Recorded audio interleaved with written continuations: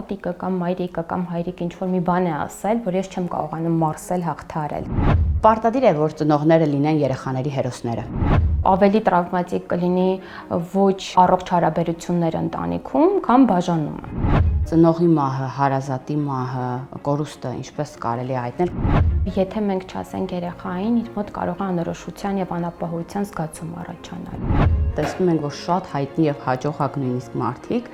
ունեցել են շատ տրավմատիկ մանկություն։ Մարդիկ ձգտում են հայտնիության կամ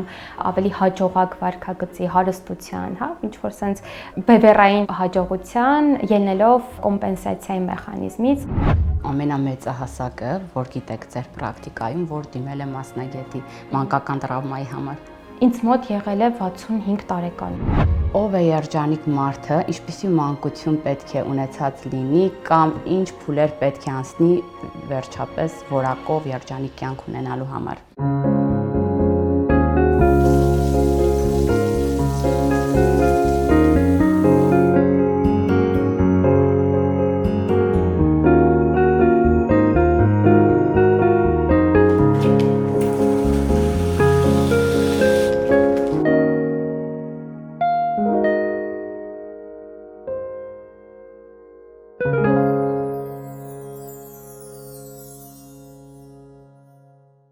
Բարև ձեզ հարգելի հետևորդներ, այսօրվա մեր զրուցակիցը կլինիկական հոգեբան Լիաննա Թերզյանն է։ Բարև ձեզ Լիաննա։ Ողջույն։ Շնորհակալ եմ մեր հրավերն ընդունելու համար։ Ձեզ նույնպես շնորհակալություն։ Էկովիլ, զգա արևի ուժը։ Այսօր շատ հետաքրքիր եւ օգտակար թեմա ենք ընտրել։ Սկսենք նրանից, թե ինչ է մանկական տրավման։ Մանկական տրավման մանկական տարիքում իրադարձություն կամ իրադարձությունների շղթան է, որը դժվար մարսելի է երեխայի համար, իր ռեսուրսների համար դժվար հաղթահարելի է եւ առաջացնում է տագնապ, անապահովության զգացողություն եւ տարբեր բացասական հույզեր եւ կարող է մնայուն լինել երկարատև արդեն մեծահասակի կյանքում եւ արտահայտվել։ Ինչ մեխանիզմներ կա, որ արդեն մեծ տարիքում մարդու մոտ կարող եք փաստել, որ մանկական տրավմա է իր վարքագծում։ Առաջինը երևի թե կառանձնացնեմ ոչ համապատասխան հուզական արձագանքը կամ վարքային արձագանքը ըստ ներկայիս իրավիճակի, այսինքն երբ որ մենք ունենք կրկնվող վարքագիծ կամ երբ որ մենք որոշակի իրավիճակին շատ ավելի զգայուն ենք արձագանքում, սովորաբար դա կապված է լինում անցյալի փորձառության հետ ու հատկապես մանկական փորձառությունների հետ, որը մենք չենք կարողանում վերահսկել։ Միշտ չէ, որ ծնողներն են լինում երեխաների տրավմաների պատճառը։ Ոչ, ամենևին։ Հիմնական առաջնային շղթան իհարկե ընտանիքն է, կարևորագույն անձիկ երեխայի համար, բայց կարող են լինել հասակակիցները կամ դպրոցը, մանկապարտեզը, այն շղթան, այն օղակը, որտեղ երեխան գնում է սոցիալական միջավայրը ամբողջությամբ։ Հաղթահարել նշանակում է արդյոք հաշտվել այն մարդու հետ, կլինի ծնողը կամ, չգիտեմ, դասընկերը, հետագայի մեծ տարիքում, որը իրեն պատճառել այդ տրավման, թե կա նաև այլ մեթոդներ։ Հաղթահարել կարող է մեկ մեխանիզմ լինել, հաշտությունը, այսինքն ներելը այդ անձին, բայց կարող են լինել նաև մեխանիզմներ, երբ որ մենք սովորեցնում ենք մեզ այլ վարքագիծ, ավելի դրական, ավելի պրոդուկտիվ վարքագիծ, որտեղ մենք կարող ենք իրեն ներել, բայց շարունակել արդեն ավտոմատ նմանատիպ վարքագիծը, սովորություն դառնա մեզ համար։ Ներելը կարևոր է եւ այդ անձին, եւ մեզ։ Կա երեխա, որ տրավմա չունի։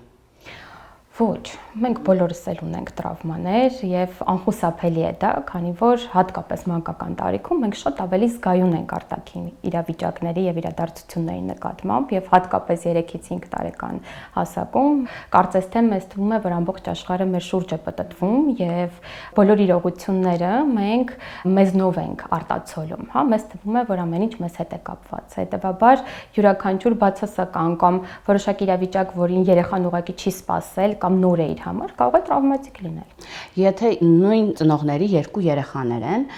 նրանք կարող են տարբեր տրավմաներ ունենալ։ նույն վարքագիծն է եղել եւ տրավման ծնողից է, ասենք, մեկի մոտ, բայց կարող է քույրը կամ եղբայրը չունենալ այդ տրավման, ունենալ լրիվ ուրիշ տրավմա։ Այո, քանի որ մեր ընկալումը շատ սուբյեկտիվ է եւ երեխան ընկալում է իր պատկերացման, իր հուզական ֆոնի միջոցով, բնականաբար կարող է նույն իրավիճակը մեկի համար տրավմատիկ լինել, մյուսի համար ոչ, կարող է առաջացնել նույն տրավման, բայց երեխաները ունենան տարբեր հակազդումներ, հա, ինչ որ մեկը դառնա ավելի տագնապային, մյուսը ավելի փախչող տեսակ դառնա, եւ կարող են բնականաբար ամբողջությամբ այլ կետերի կպնել եւ կարող են չկպնել ընդհանրապես ոչ մի բանի։ Կարող է լավագույն ծնողը անգամ տրավմա պատճառել իր երեխային, բայց կան բաներ, որ փոքր տարիքում ծնողները պետք է հաշվի առնեն, հաշվի նստեն երեխաների հետ, եւ օրինակ չի կարելիները շատ հաճախ ասում են, որ տրավման չի կարելի պատճառել է հանդիսանում, ինչ հաճախականությամբ պետք է չասվեն, պետք է ասվեն, արդյոք ընդհանրապես պետք է չասվեն որպես մասնագետ։ Չիկարների խնդիրը այստեղ ոչ թե բուն հենց արգելքն է, այլ թե մենք ինչպես ենք արգելում եւ ինչպես է այն ուղղորդված, այսինքն եթե արգելքին հետևում է բացատրությունը, այսինքն եթե ասացի չի կարելի, ես պարտավորված եմ երեխային բացատրելու, թե ինչու չի կարելի, հա, խոսել հետևանքների մասին, խոսել բնականաբար երեխային համար հասանելի ձևով, որտեվ միշտ չի որ երեխան կարող է հասկանալ բարդ ստորադասական նախադասությունները կամ դրդապատճառները։ Այսինքն կարելի է ասել չի կարելի, չկա հստակ քանակ չի կարելիների, բայց շատ կարևոր է երեխային բացատրել եւ խոսել երեխայի հետ։ Ոչ միայն չի կարելի դեպքում, այլ առհասարակ դաստիարակության, հա, ընթացքում շատ կարևոր է եւ ցույց տալ նմանատիպ վարքագիծ, որտեղ երեխան վարքագծով է սովորում, այսինքն ինքը կրկնօրինակում է շատ հաճախ մեր վարքը եւ հուզական արձագանքները, եւ երկրորդը բացատրել, թե ինչու չի կարելի կամ ինչու ենք մենք այս կամ այն գործողությունը անում։ Մենք շատ հաճախ ենք ասում այսինչ վարքի դրսևորումը մեր մանկական տրավմայի հետևանք է կամ այս անհաջողության պատճառը մանկական տրավման է, արդյոք երբեմն չենք փախչում իրականությունից եւ այն խնդրից, որին բախվել ենք, այն անհաջողությունից, որը չենք ուզում ընդունենք, որ դա մեր մեղքով է եւ մեղավոր ենք փնտրում, այսպես ասած, մանկական տրավման։ Այս տարբերակում շատ կարևոր է, հա, օրինակ ֆիքսել, որ այո, միգուցե այս վարքագիծը մանկական տրավմայի հետևանք է կամ ես այս վարքագիծը արեցի, որովհետեւ որոշակի վարքային պատեռներ ունեմ կամ կրկնվող ստերեոտիպային վարք ունեմ։ Բայց դա չի սահմանափակում մեր պատասխանատվությունը սեփական վարքի, հա, հանդեպ։ Այսինքն առաջի քայլը ես ֆիքսեցի, շատ լավ, բայց նաև շատ կարևոր է, որպեսզի մենք պատասխանատվություն վերցնենք եւ աշխատելով փոխենք մեր վարքագիծը, հա, ավելի, այսպես ասած, հաջողության մեխանիզմի վերածենք։ Խոսենք նաև ծնողների բաժանումներից, որոնք շատ հաճախ տրավմա են պատճառում երեխաներին եւ շատ հաճախ ծնողները նաև ունենում են անհանգստություն, շատ հաճախ իրենց փոխհարաբերությունները երկարաձգում են, չեն բաժանվում, չնայած քայքայված է զուտ նրա համար, որ երեխան տրավմա չտանի։ Արդյոք դա եւս տրավմա չէ ծնողների վատ փոխհարաբերությունները եւ արդյոք բաժանված ծնողների երեխաներին տրավման ավելի շատ է սպառնում, այսպես ասած։ Այստեղ պետք է հիշել, որ յուրաքանչյուր վարքագիծ եւ իրադարձություն կարող է տրավմատիկ լինել երեխայի համար։ Սակայն, այո, ավելի տրավմատիկ կլինի ոչ առողջ հարաբերություններ ընտանիքում, քան բաժանումը։ Բայց բաժանման դեպքում էլ շատ կարևոր է երեխային բացատրել, հա, ներգրավել իրավիճակի մեջ ոչ թե կոնֆլիկտների տեսանկյունից, այլ ասել, որ նախ բաժանում իր հետ կապ չունի եւ սա զուտ ծնողների հարաբերության մասին է եւ դա չի նշանակում, որ իրեն ավելի քիչ են սիրում կամ ինքը պակաս կարևոր է եւ բնականաբար այս տարբերակում եւ ամուսնացած լինելու եւ բաժանված լինելու դեպքում միևնույնն է երեխայի պահանջմունքների բավարարումը, հատկապես հուզական պահանջմունքների։ Պարտադիր է, որ ծնողները լինեն երեխաների հերոսները։ Ցանկալի է ծնողները լինեն, իհարկե ցանկալի է նաև ծնողները ունենան դրական վարքագիծ, դրական հերոսներ լինեն, այո, որտեվ երբեմն նույն մանիպուլատիվ վարքագիծը կամ անօրինական վարքագիծը որոշակի, հա, կարող է ռեֆերենտային կարևոր լինել երեխայի համար, նա տեսնի, որ ծնողը հաջողության է հասնում եւ մոդելի կրկնություն անի։ Սակայն երեխայի համար կարող է կարևոր կրկնվող վարքագիծ լինել կամ ռեֆերենտային լինել, օրինակ իր ուսուցչի վարքագիծը կամ այլ հասակակիցների վարքագիծ։ Այսինքն պարտադիր չէ, որ լինեն ծնողները, այսպես ասած։ Իսկ այն ծնողները, որոնք իրենց դրական օրինակով հերոս են երեխայի համար, արդյոք այդ երեխայի ապագան ավելի այլ է լինում, կա նման օրինակ։ Առողջ փոխհարաբերություններ ունեցող ծնողները կամ հաջողության դրական մեխանիզմ ունեցող ծնողները բնականաբար շատ ավելի լավ օրինակ են իրենց երեխաների համար եւ ստատիստիկորեն այո, ավելի բարենպաստ ընտանիքներում մեծացած երեխաները շատ ավելի լավ բաների են հասնում, այսպես ասած, հա, իրենց ապագայում կամ ավելի հոգեպես առողջ են լինում, բնականաբար, քանի որ նրանք վարքային մեխանիզմներն են տեսնում հաջող եւ նաեւ այդ ծնողները սովորաբար խոսում են իրենց երեխաների հետ կամ ցույց են տալիս հաջողության մեխանիզմ։ Երեխան տեսնում է այդ մեխանիզմը, լսում է եւ զգում է։ Մահվան մասին խոսենք, երեխային ինչպես հայտնել ծնողի մահը, հարազատի մահը, կորուստը ինչպես կարելի է հայտնել, կարելի է արդյոք թե ոչ,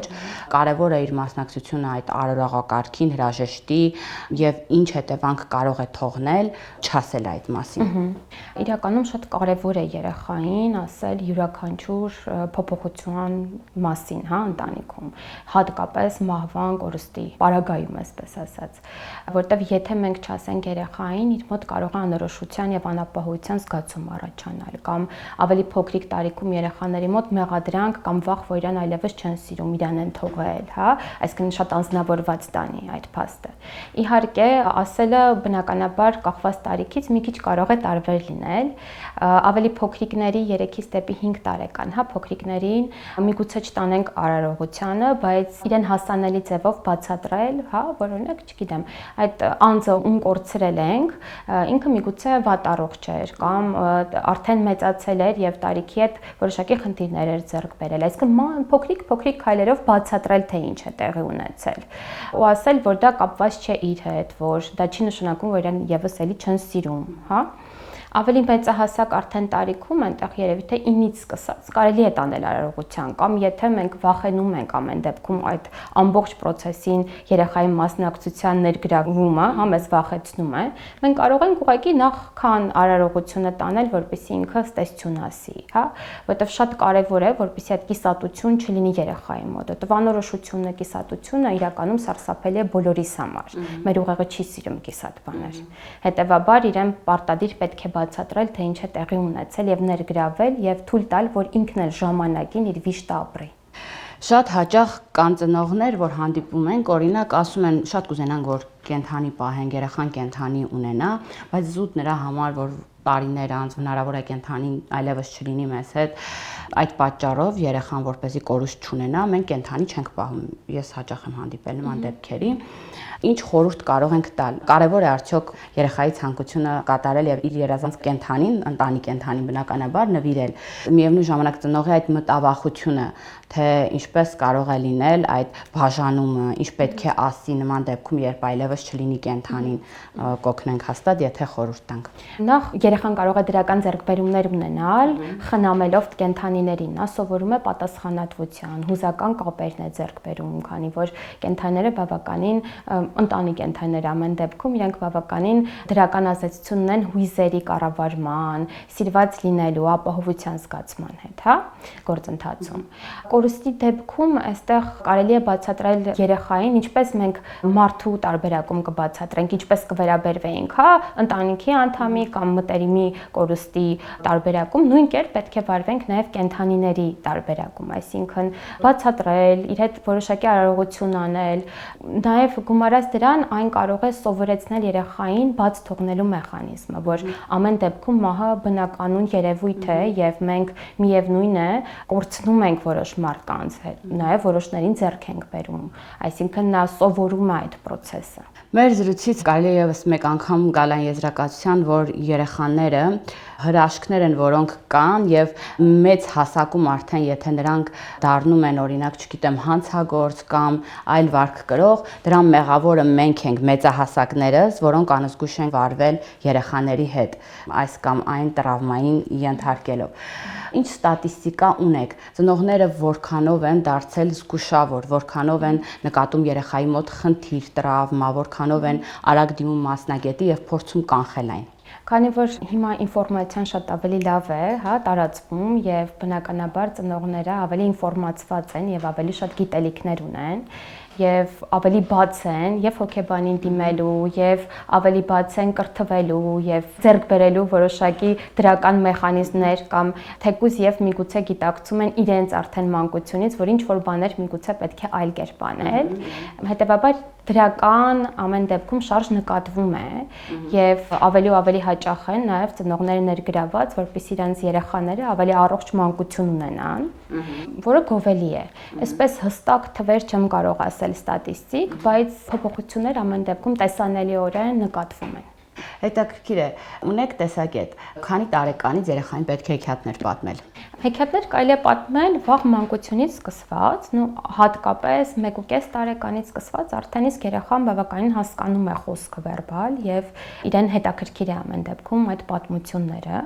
Բնականաբար ելնելով տարիքից հեքիաթները մի քիչ տարբեր են լինում։ Փոքրիկների դաստիարակության համար շատ կարևոր է հեքիաթ պատմելը, հա, օրինակ նույն մաքրության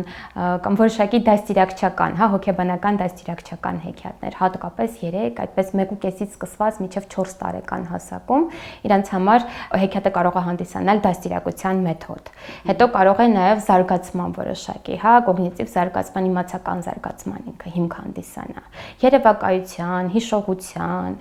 որը բավականին լավ է։ Իհարկե, այստեղ պետք է ընտրել ինչ հեքիաթներ պատմել, որտեղ մենք ունենք տարբեր մշակույթներում բավականին ագրեսիվ հեքիաթներ, ինչպես եւ ագրեսիվ մուլտֆիլմներ եւ այլն, հա։ Այսինքն պետք է մաքսիմալ ամեն դեպքում զգույշ լինել հեքիաթի ընտրության հարցում եւ հիմա բազմաթիվ հոգեբանական դաստիարակչական հեքիաթներ կան, նույնիսկ բացամացանցում կարելի է ուղղակի դրանցից օգտվել կամ հատկապես պատմել այնպիսի հեքիաթներ, որի հետ օրինակ նկատում ենք երեխան վարքային որոշակի խնդիր ունի, այսինքն կարելի է այդ վարքային մեխանիզմը այնպես հարմարացնել, հա, դրական վարքագծով որոշակի հեքիաթներ պատմել կամ պատճառը հետևանքային կապերը ցույց տալ նույնիսկ, այ օրինակ ինչու չէր կարելի եւ այդպես հեքիաթի միջոցով ցույց տալ։ Դա եւս ոչ ուղիղ, այսպես ասած, ուղղակի ձև չի, հա, անուղղակի կերպով մենք ազդում ենք երեխայի հոգեկանի վրա դեպի դրական ելքով։ Իհարկե, բացասական հեքիաթներն են նույն կերպ բացասական ելքով կարող են ազդել իհարկե։ Եթե ծնողը այդպես էլ չի նկատել երեխայի խնդիրները, տրավման, բայց երեխան մեծացել է, արդեն հասուն մարդ է, լինում են դեպքեր, որ ինքը գիտակցի, որ տրավմա է մանկական եւ դիմի մասնագետի։ Այո, շատ հաճախ, հատկապես վերջի ժամանակները միգուցե ինֆորմացիան այսպես, հա, հոգեկրթումը արդեն բավականին բարձր մակարդակի է եւ մարդիկ կարողանում են ֆիքսել, օրինակ, երբ որ որոշակի կրկնվող վարքագիծ են ֆիքսում իրենց մոտ եւ հասկանում են, որ դա իրենց մոտ նոր չէ, այլ կամ մանկուց, կամ երբեմն իրանք ֆիքսում են, օրինակ, տատիկը կամ մայրիկը կամ հայրիկը ինչ որ մի բան է ասել, որ ես չեմ կարողանում մարսել, հաղթահարել, հա, պարբերաբար ես դա վերհիշում եմ եւ ինձ մոտ որոշակի հուզական արձագանք է առաջանում։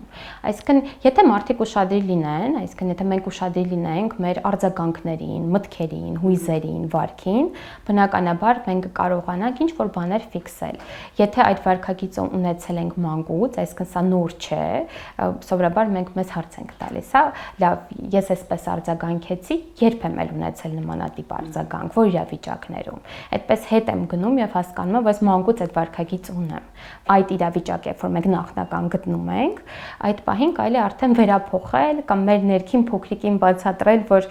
գիտես դու այսպես ես ընկալել, բայց միգուցե այլ կերպ էր իրավիճակը, կամ աշխատել, այստեղ վալիդացնել, դրական աջակցություն ու հույզեր տալ նույն մեր ներքին փոքրիկին։ Մանկական տրավմաները ինչպես են ազդում արդեն մեծ տարիքում փոխհարաբերությունների վրա, հատկապես զույգերի տարբերակում։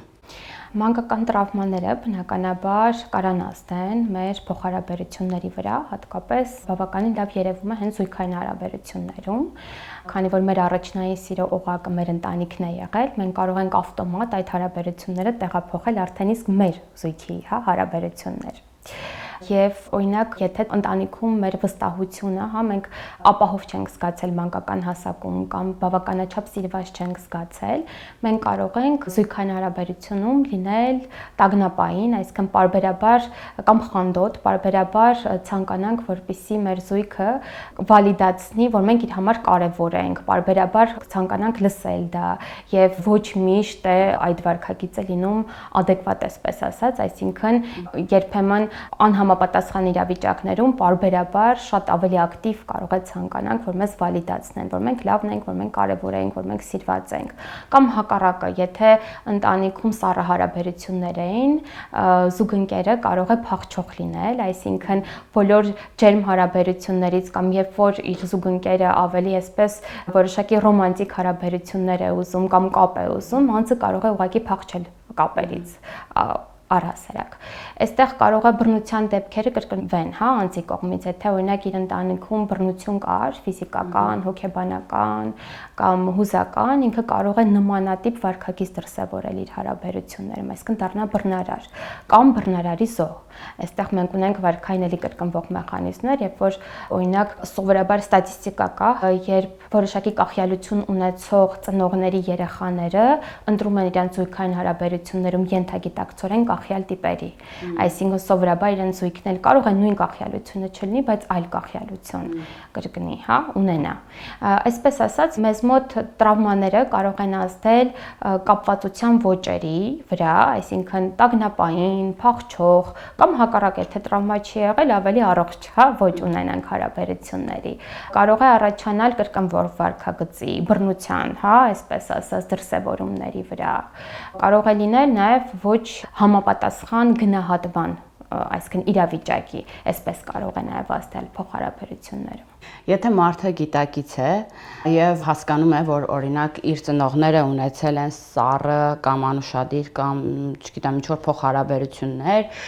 եւ ինքը փորձում է չնմանվել իր ընտանիքի մոդելը, չնմանեցնել այն ծնողների ընտանիքի մոդելին, բայց հնարավոր է այդ վարքագիծը ենթագիտակցաբար գա, ինքը այդպես էլ չհասկանա, որ ինքը կարևորված է ուզում զգալ զուտ նրա համար, որ այնտեղ այս խնդիրը կար։ Այո, սովորաբար հենց ենթագիտակցորեն էլ դա դրսևորվում է, որտեղ երբ որ մենք այդ պահին գիտակցում ենք, մենք իզորու ենք դա վերահսկել։ Այս տարբերակում ամեն դեպքում, երբ որ մենք ֆիքսում ենք, որ կրկնվող որոշակի վարքագիծ ունենք կամ մեր ռեակցիաները այդքան էլ չեն համապատասխանում իրավիճակին, հա, օրինակ նույն խանդի որոշակի դրսևորումները եւ այլն, որ կարող են նույնիսկ զառանցական աստիճանի լինել, հա։ Այս տարբերակում շատ կարեւոր է իհարկե աշխատել հոգեբանի հետ եւ իր հետ միասին հասկանալ, որ օրինակ այս պահի իմ ռեակցիան էմոցիան, որքանով էր կապված այս պահի հետ, այն որքանով էր, այսպես ասած, փաստ, թե զուտ իմ հուզական զգացողություններ։ Իսկ եթե հուզական զգացողություններ էլ երբեմն ունեցել, ով է ունեցել իմ մտերիմներից նմանատիպ վարք, այսինքն որպեսզի մենք կարողանանք ճանաչենք, կրկնում ենք մեխանիզմը, թե ուղղակի չի բավարարվել, դրա համար ենք պահանջներ ներկայացնում մեր զուգընկերոջը, եւ բնականաբար հասկանալ միգուցե կան որոշակի պահանջմունքներ, որոնք բավարարված չեն եւ որոնց բավարարումը բնավ պարտավոր չէ մեր զուգընկերը կատարի, հա, այսինքն սա մեր աշխատանքի եւ մեր պատասխանատվության մեջ է, ոչ թե ուրիշի։ Բնականաբար այս դեպքում երևի թե ավելի հեշտ է մասնագետի հետ այս process-ը անցնել։ Երեխաներին, ծնողները ինչ հաճախականությամբ պետք է պաշտպանեն։ Երեխան կռվում է իր հասակակից մեկ այլ երեխայի հետ։ Գալիս է, ներկայացնում է իր տեսակետը եւ այլն։ Ծնողը պետք է սաստի, պետք է պաշտպանի, ինչ պետք է անի նման իրավիճակում։ Սա կախված է երևի թե իրավիճակից եւ երեխայի նաեւ տարիքից, հա։ Սովորաբար պաշտպանել երեխային միշտ չի նշանակում, որ պետք է գնալ իր փոխարեն վիճել։ Հաճախ դա այդքան էլ իրականում վալիդ չէ, որովհետեւ այնուհետեւ երեխան կարա բուլինգի կամ բռնության ենթարկվի այլ երեխաների մեծահասակների կողմից, որ մայրիկը կամ հայրիկն են իր փոխարեն խնդիրները լուծում։ Այստեղ երևի թե աջակցությունը երեխային, երեխայի ռեսուրսների դուրս հանումն է եւ ամրապնդումն է, հա։ Ասել, որ միգուցե միասին քննարկեն որոշակի մեխանիզմ, որոշեն, թե ինչպես երեխան կկարողանա հաղթահարել իր խնդիրը, բայց նաեւ հիմք տալով, որ իրենք իր կողքին են եւ իրենք պաշտպանելու են, որպեսզի երեխան իրեն ապահով զգա, որ ծնողը իր կողքին է եւ բոլոր տարբերակներում ինքը իրեն կպաշտպանի։ Շատ հաճախ երբ ուսումնասիրում ենք, տեսնում ենք, որ շատ հայտնի եւ հաջողակ նույնիսկ մարդիկ ունեցել են շատ տրավմատիկ մանկություն։ Բաժանված ծնողների երեխաներ են եղել, տարբեր տրավմաներ են ունեցել։ Կա ինչ-որ բանաձև հայտնի, հատկապես հայտնիների դեպքում է այդպես ու նաև հայ հայտնիներից շատերն են այդպես։ Այստեղ երևի պետք է հիշել, որ ոչ բոլորն են այդքան ծանր տրավմաներով, դա շատ կարևոր է, սակայն նաև կա կոմպենսացիայի մեխանիզմ, մեր շատ հին ավագ հոգեբաններից մեկ ասում էր, որ մարդիկ ձգտում են հայտնիության կամ ավելի հաջողակ վարքագծի, հարստության, ինչ որ sense բևեռային հաջողության ելնելով կոմպենսացիայի մեխանիզմից կամ ալիարժեքության բարդույթից, այսինքն երբ որ մենք որոշ միջավայրերում կամ ընտանեկան հարաբերություններում կամ այլ տեսակի հարաբերություններում ունեցել ենք ոչ առողջ մեխանիզմներ, բռնության ենք ենթարկվել կամ ծանր մանկություն ենք ունեցել կամ եղել ենք բավականին աղքատության մեջ, երեխան որպես պաշտպանական մեխանիզմ ձգտում է այլ ավելի հաջողության, որպեսզի կոմպենսացնի դա կամ մեկ այլ ոլորտում դառնա մաքսիմալ հաջողակ, որպեսզի այն մյուս ոլորտը չերևա։ Իհարկե, այստեղ մեկ այլ կողմ կա, որ կարող է շատ մարդիկ ունենան, տրավմաներ բազմակի, բայց հայտնիների դեպքում, քանի որ իրենք հայտնի են, դա ավելի երևացող է եւ մենք բնականաբար իրենց կյանքը ավելի այսպես հայելային ենք տեսնում։ Բայց դա չի նշանակում, որ պարտադիր հայտնի մարդը պետք է ունենա այդպես բազմակի տրավմաներ։ Բայց ամեն դեպքում հոգեբաններից Ադլեր ասում էր, որ այո, գոյություն ունի կոմպենսացիայի մեխանիզմը եւ այդ անյարժեքության բարդույթը, որը ձգտում է հաջողության։ Այն տրավման ցավը, որ մարդը ունեցել է, արդյոք վերապրում է սեանսի ժամանակ։ Սովորաբար այո, բայց տրավման առանց վերապրման սովորաբար չի հաղթարվում։ Եթե մենք փակել ենք այդ իրավիճակը, բայց միևնույն վարքագիծը կրկնում ենք, դա չնշանակեց, որ մենք լուծել ենք մեր խնդիրը, Դա նշանակում է, որ մենք փախչում ենք մեր խնդրից։ Իսկ երբեմն դա շատ նման է ֆիզիկական վերքի, երբ որ վերքը մենք ուզում ենք հատկապես բորբոքային process ուզում ենք մշակել, այն ցավոտ է, երբ որ մենք բացում ենք վերքը, բայց միայն այդպես է լինում, որպեսզի այն հաղթարվի։ Այսինքն մենք բացում ենք, զգում ենք, լուծում ենք այն, ստեղծում ենք դրական վարքային մեխանիզմ, նոր շարունակում ենք, այլևս վերք չի կարա լինի հոգեկան։ Տարիքային ինչ եմ կա, օրինակ ամենամեծահասակը, որ գիտեք ձեր պրակտիկայում, որ դիմել է մասնագետի մանկական տրավմայի համար։ Դա կրկին հարց է։ Փորձեմ հիշել։ Ինձ մոտ եղել է 65 տարեկան երևի, բայց միակ դեպքն է եղել մեծ տարիքում, որ մանկական տրավմայի խնդիր է եղել, բայց առաջնային հայցը չի եղել մանկական տրավման, ուղղակի ընթացքում բացվել է։ Սովորաբար ավելի դիմում են 25-ից մինչև 45 տարիքային այդպես, շեմում գտնվող անձիկ շատ ավելի զգայուն են, հատկապես մանկական մեխանիզմների նկատմամբ։ Այ հիմնվել է միտք հարթակը, որտեղ նաև կաք դուք որպես մասնագետ, որտեղ ներառված են պրոֆեսիոնալները եւ հնարավորություն ունեն մարդիկ գալու, օգտվելու, կցանկանամ խոսեք մի քիչ միտք հարթակի մասին, ինչ կարող են գտնել այնտեղ, օրինակ, եւ ինչ կտա հանրությանը։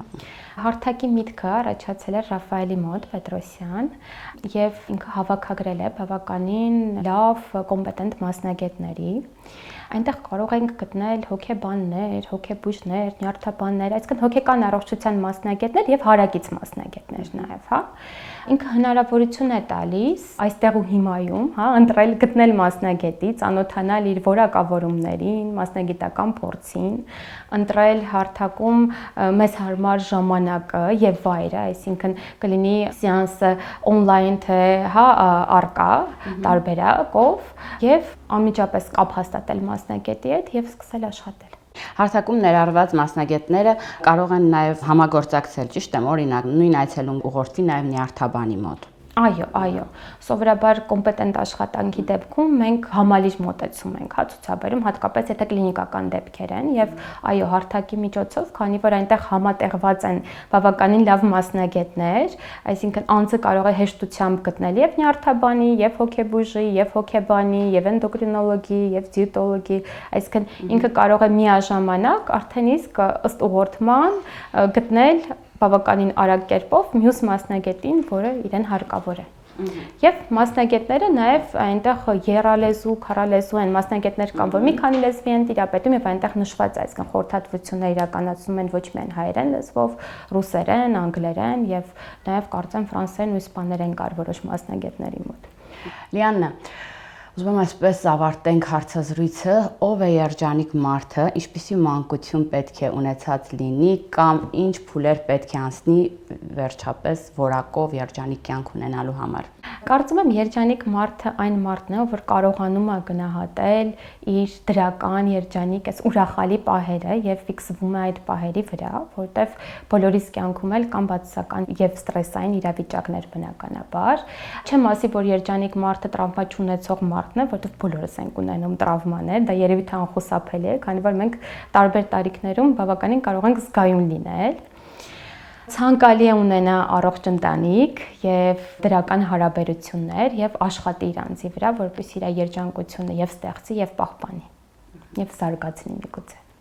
Մարքեթինգ SMM PR աջակցություն ձեր բիզնեսի կամ ընկերության համար շուկայում ճիշտ դիրքավորվելու եւ մեծ թվով վաճառքներ գրանցելու համար։ SMM ծառայություններ, որակյալ եւ բովանդակային քոնթենտի ստեղծում, հետաքրքիր սցենաներով ռիլերի պատրաստում, սոցցանցերի կառավարում եւ առաջխաղացում, ինչպես նաեւ պրոֆեսիոնալ ֆոտո եւ վիդեո արտադրություն, համագործակցություն ԶԼՄ-ների, բլոգերների եւ ինֆլուենսերների հետ։ Եվ ամենակարևորը, որի հնարավորությունն ունեն միայն մեր գործընկերները։ Ձեր բիզնեսի մասին լսելի կլինի նաև բիզնես ելակետի հաջողված նախագծերում, որոնք Instagram-յան եւ YouTube-յան հարթակներում ապահովում են հազարավոր դիտումներ եւ հավանումներ։ Դիմեք Էկովիլ ընկերությանը եւ խնայողություն կանեք գումարային տեսքով։ Միանշանակ, աշխարհն արդեն անցել